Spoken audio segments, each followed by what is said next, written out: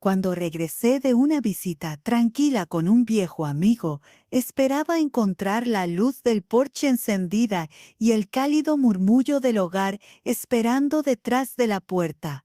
En cambio, lo que encontré fue mi vida empacada y arrojada como basura.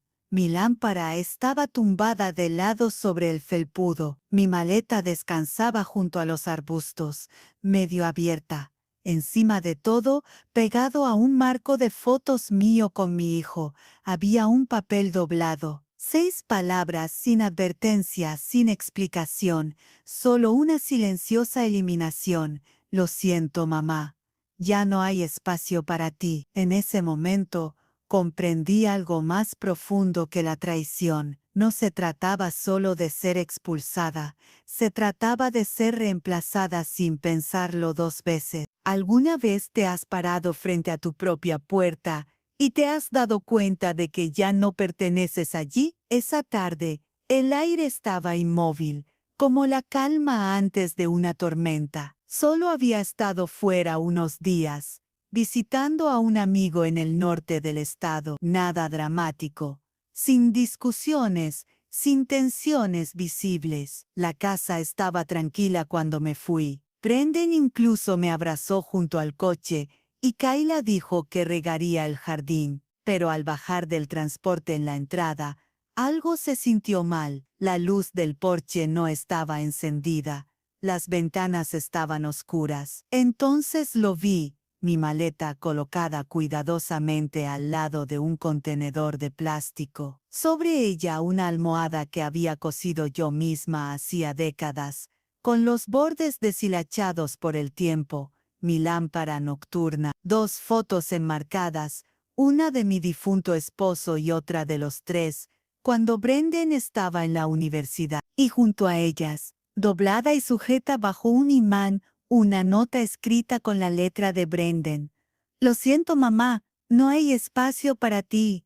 Me quedé inmóvil durante un largo rato. No lloré, no golpeé la puerta, no había nada que decir. Con cuidado levanté mi maleta, coloqué las fotos dentro y la lámpara bajo el brazo. Me alejé de la puerta sin mirar atrás. Mis pasos no resonaron. Nadie abrió las cortinas. El silencio era más fuerte que cualquier grito. En la esquina de la calle me detuve y me giré solo una vez. El porche seguía oscuro. Seguí caminando sintiendo un peso silencioso que no había querido reconocer hasta ese momento. Pasé la primera noche en un banco cerca del jardín comunitario, a solo unas cuadras de la casa. No era el lugar más cómodo para descansar, pero no estaba lista para llamar a nadie todavía. Necesitaba silencio, no el silencio frío de una puerta cerrada, sino ese tipo de calma suave que se siente en el aire de la mañana temprano y en el susurro de las hojas de arce. El jardín siempre había sido mi refugio. Años atrás, antes de que Kayla apareciera, Brendan me ayudó a construir un compost allí. Le enseñé a recortar las hierbas sin dañar las raíces. Lo traía aquí después de la escuela cuando era pequeño. Ahora me senté en el mismo lugar, más vieja, más rígida, pero todavía intentando ordenar mis pensamientos. El sol comenzaba a salir cuando me dirigí a la parada de autobús cercana. No tenía un destino claro, solo necesitaba moverme. A media mañana, me encontré caminando frente a una fila de casas adosadas cerca del parque. Una me resultó familiar. Brendan y Kayla habían hablado de mudarse allí algún día. Era una urbanización nueva, con ventanas amplias y barandillas pulidas. Entonces los vi a través de las cortinas translúcidas de la unidad en la esquina. Brendan estaba de pie cerca de la mesa del comedor, y Kayla sentada frente a él, hojeando una carpeta. Sus cabezas estaban cerca, concentradas. Kayla reía. Brendan esbozaba una sonrisa tensa. Ella sostenía algo que parecía un folleto inmobiliario, señalando con entusiasmo una foto de la cocina. con encimeras blancas brillantes. Brendan apartó la mirada. Levantó una taza a los labios pero no bebió. Sus ojos vagaban hacia la ventana. Por un instante creí que me había visto pero no reaccionó. Tal vez no estaba mirando nada en absoluto. Kayla dijo algo más, y Brendan asintió lentamente. Sus hombros caían como cuando era adolescente y evitaba discutir. Fue en ese instante que algo dentro de mí cambió. Todos los pequeños momentos de los últimos meses regresaron como piezas de un rompecabezas. La insistencia de Kayla en manejar las facturas, la manera en que Brendan evitaba hablar de la casa, el correo extraño con su nombre, pero mi dirección, las pequeñas vacilaciones en su voz. Había pasado por alto las señales, o quizá había elegido no verlas. Me quedé allí hasta que la cortina se movió ligeramente, como rozada por el viento. Mis piernas se sentían pesadas al alejarme, no por cansancio, sino por un peso creciente que aún no podía nombrar. No hubo confrontación, ni golpes en el vidrio, ni gritos, solo la silenciosa realización de que algo deliberado se había desarrollado a mis espaldas. No fue una decisión impulsiva, fue planeada, calculada, y yo fui la última en enterarme. Caminé más lejos de lo necesario, y terminé en el borde del lago, cerca de la biblioteca. La superficie del agua estaba quieta, reflejando la luz del amanecer. Me senté en el muro de piedra y dejé que la calma se asentara dentro de mí. No lloré, pero por primera vez desde que leí aquella nota, comencé a preguntarme qué tan profundo era el daño y desde cuándo había comenzado. A la mañana siguiente me dirigí a la biblioteca pública, no por libros, sino por los enchufes y la tranquilidad. Mi teléfono se había apagado durante la noche y no había llevado cargador, pensando que ya estaría en casa. Encontré un rincón junto a la ventana, lo enchufé y lo dejé volver a la vida. Solo una notificación apareció en la pantalla, una llamada perdida.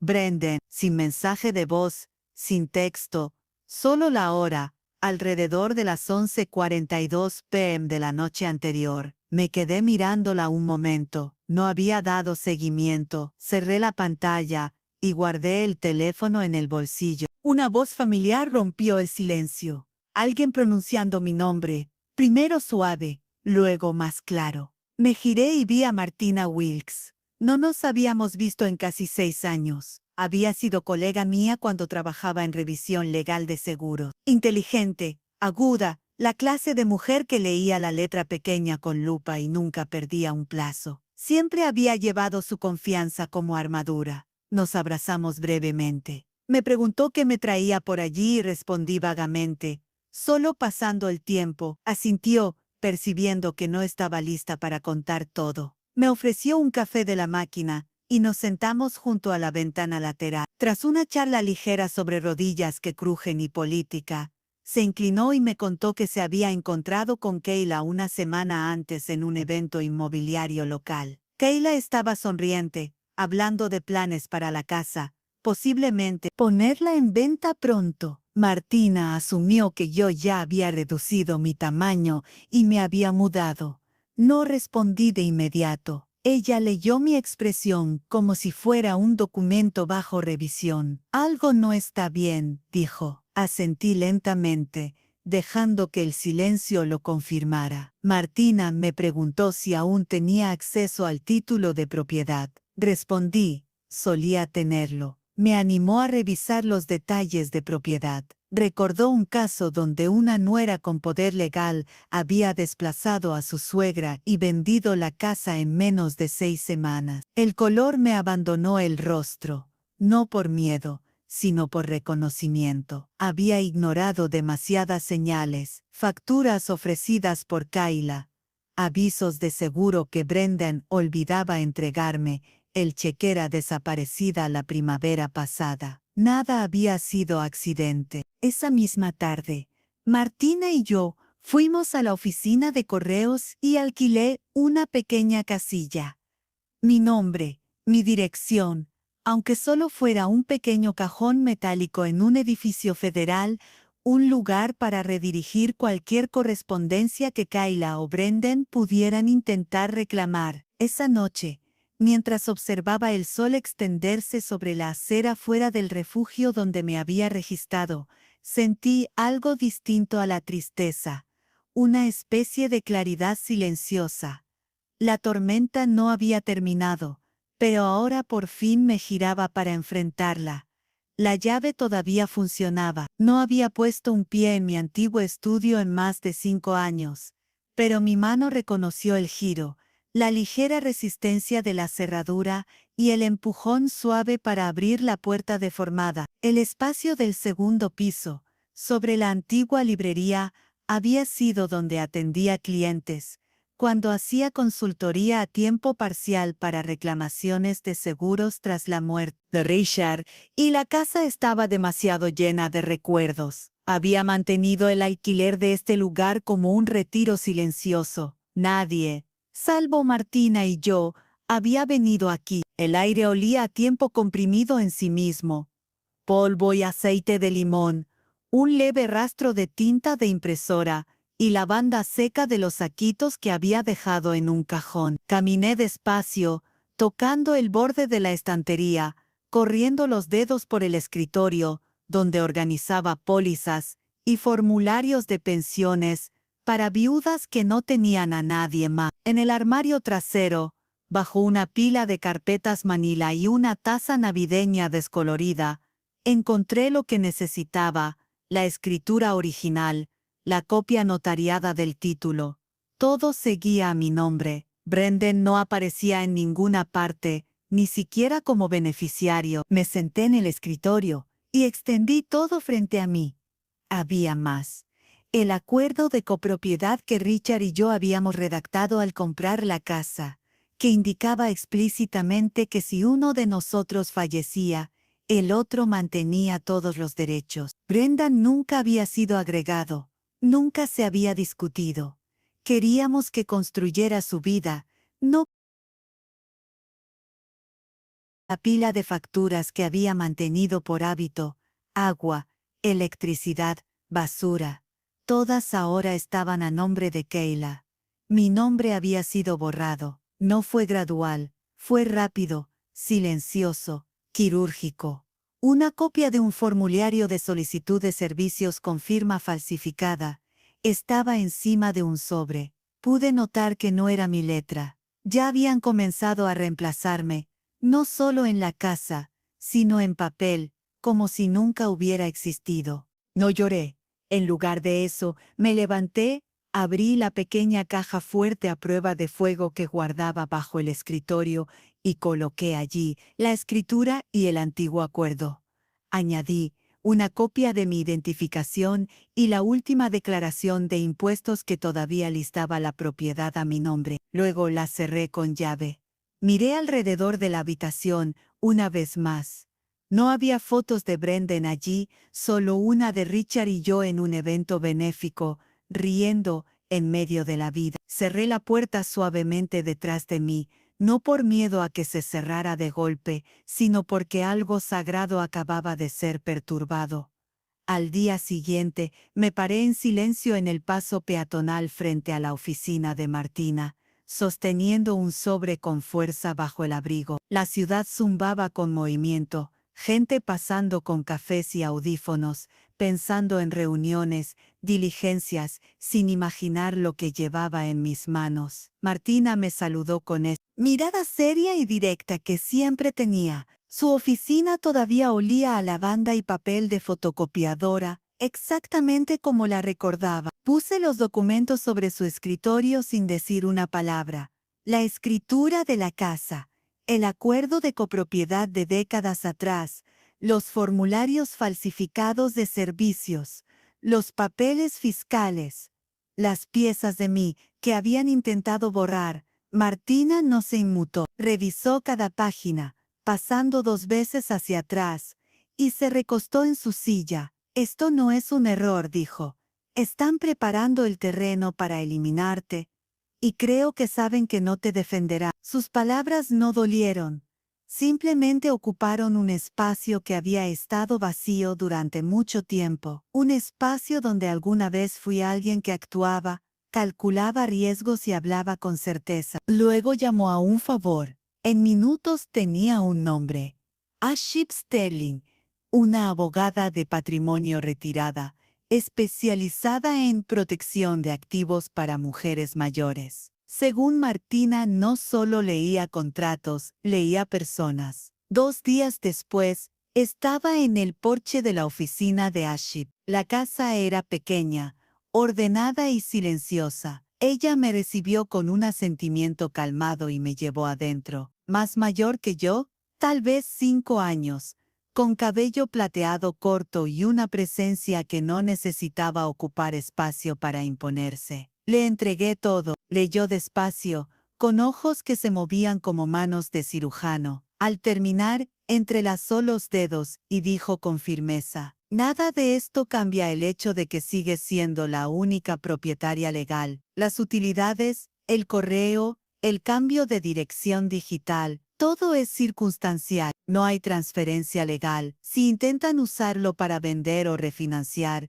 eso es fraude. Asentí, sintiendo el calor regresar a mis mejillas. La carta de cese y desistimiento se imprimió ese mismo día. Firmé con un bolígrafo firme, sin temblar.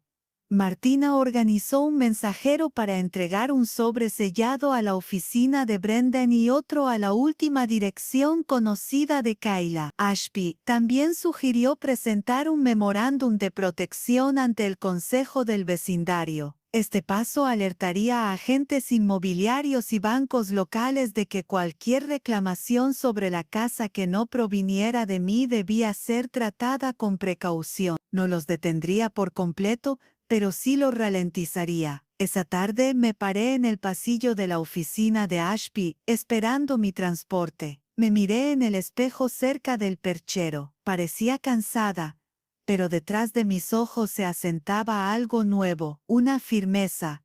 Se había trazado una línea. No me habían quitado todo. Habían subestimado mi silencio, y ese error lo pagaría. Al final de la semana, todas las cartas habían sido enviadas. Una por mensajería a la firma legal de Brendan, otra a la oficina de Kayla y una más archivada en la oficina del condado, marcada y sellada. No había hablado ni una palabra con ninguno de los dos desde que salí de la casa con mi maleta. El miércoles por la tarde, mi teléfono comenzó a sonar. El nombre de Brendan apareció en la pantalla. Dejé que sonara una y otra vez, sin mensajes de voz, sin textos, solo llamadas repetidas espaciadas, como si esperara pillarme desprevenida. En el sexto intento, finalmente llegó un mensaje de Kayla, corto y seco. No tenías que llegar tan lejos. Me senté con ese mensaje un largo rato. No respondí. Esa noche envié una sola línea. Todo tiene un motivo. Esto también. Sabía que el silencio sería más contundente que cualquier explicación. A la mañana siguiente, pasé por mi antiguo vecindario justo después del amanecer. No fui a la casa, solo caminé por la acera cerca del parque, pasando el jardín donde llevaba a Brendan cuando era pequeño. Desde la distancia pude ver el patio trasero. Las persianas estaban bajadas. Al mediodía Martina me llamó. Brendan había enviado un correo electrónico a la bandeja genérica de su firma, preguntando si los documentos eran válidos. Respondió de manera profesional y breve. Confirmó que el cese y desistimiento estaba activo, incluyó su número de licencia y ofreció dirigirlo a los registros de la propiedad para verificación independiente. No hubo amenazas legales ni acusaciones, solo claridad absoluta. Esa tarde Brendan apareció en mi estudio. Tocó la puerta y esperó pacientemente. Abrí lo suficiente para ver su rostro. Sus ojos estaban cansados, menos enojados que confundidos. Preguntó si podíamos hablar. Me hice a un lado, no para darle la bienvenida, sino para mostrar que no tenía miedo. Se quedó junto a la ventana, mirando el montón de papeles sobre mi mesa. Dijo que no había sabido de todo, que Kayla había tomado la iniciativa porque pensaba que yo necesitaba descansar, que no se suponía que esto se iba a escalar tanto. No interrumpí. Finalmente, le pregunté una cosa, no como madre, sino como mujer hablando a un hombre adulto que debería haberlo sabido. ¿Por qué no la detuviste? Miró al suelo. Su respuesta llegó lentamente. Porque no quería conflicto. Parecía más fácil dar un paso atrás. Porque no pensé que reaccionarías. No fue crueldad. Fue cobardía. No había elegido a Kayla sobre mí. Había elegido el silencio sobre la incomodidad. Y eso comprendí. Era otro tipo de traición. Me preguntó si podía hacer algo ahora. Le dije que las cartas ya habían sido enviadas, que las alertas estaban activas, que el título ya no estaba vulnerable, que la casa ya no estaba en cuestión. No le conté todo, pero le dije lo suficiente. Cuando se fue, cerré la puerta suavemente detrás de él, no con ira, no con pesar, solo con la certeza tranquila de alguien que había visto la verdad desnuda y ya no podía pretender no verla. Los días siguientes pasaron sin otra palabra de Brendan ni de Kayla. No esperaba disculpas, y ciertamente no esperaba comprensión, pero sí esperaba acción, reacción, y cuando llegó fue calculada. Una mañana de sábado, un mensajero llegó con un sobre blanco, mi nombre escrito claramente, sin dirección de retorno. Dentro una carta de una inmobiliaria dirigida no a mí, sino a Brendan y Kayla. Incluía una copia carbónica de un formulario de investigación interna, solicitando documentos para evaluación previa a la venta de la casa. No entré en pánico, solo llamé a Martina. Se reunió conmigo en el estudio. Revisó la carta y maldijo en voz baja. Ambas sabíamos lo que significaba. Estaban intentando probar el sistema para saltarse las alertas que Ash había colocado, esperando que alguien no lo detectara. Un movimiento silencioso, otro intento en la sombra. Martina estaba lista.